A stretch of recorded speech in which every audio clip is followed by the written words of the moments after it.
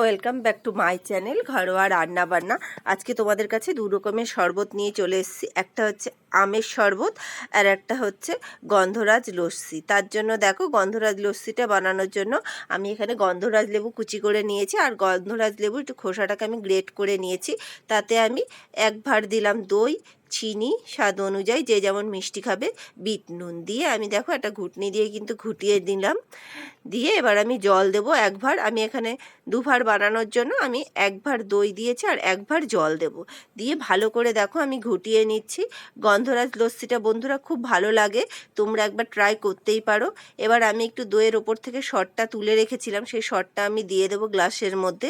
দিয়ে এবার গন্ধরাজ লস্যিটা আমি পরিবেশন করে নেব। দেখো আমি কিন্তু ঢেলে নিচ্ছি ভাঁড়ের মধ্যে। খুব ভালো হয় এই গন্ধরাজ লস্যিটা বন্ধুরা, তোমরাও বানিয়ে খেও, কমেন্টে জানিও। দেখো রেডি কিন্তু গন্ধরাজ লস্যিটা পরিবেশনের জন্য।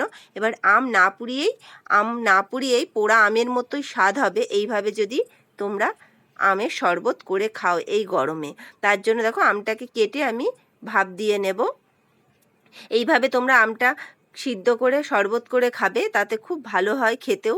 দেখো এবার আমি নুনটা দিয়ে দিলাম, দিয়ে এবার আমি মিক্সিতে দিয়ে দেবো আমগুলো। এখন তো আর আম পোড়ানো যায় না, গ্যাসে অত ভালো হয়ও না পোড়ানো। এতে আমি চাট মশলা দিলাম, এবার চিনি গুঁড়ো দিলাম। তোমরা চাইলে গোটা চিনিও দিতে পারো, আমি ভাবলাম চিনি গুঁড়োটা দিলেই ভালো হবে, তাই চিনি গুঁড়ো দিয়েছি।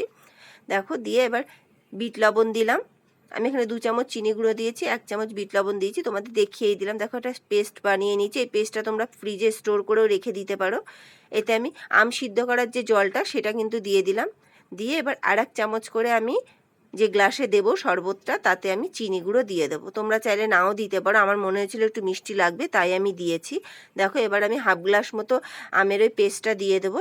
দিয়ে এবার জল দিয়ে দেবো। আমি রুম টেম্পারেচারে জল দিয়েই করেছি, তোমরা চাইলে ফ্রিজের জলও দিতে পারো। দেখো খুব সুন্দর হয় এই শরবতটা বন্ধুরা, পুরো আম পোড়ার মতো শরবত লাগে। আম না পুড়িয়েই আম পোড়ার মতো শরবত তোমরা ঘরে বানিয়েই খেতে পারো। এইভাবে একবার আমের শরবত করে খেয়ে দেখো বন্ধুরা, খুব টেস্টি হয়। দেখো হয়ে গেছে কিন্তু, আমি 2 রকমের শরবত এখানে রেডি পরিবেশনের জন্য।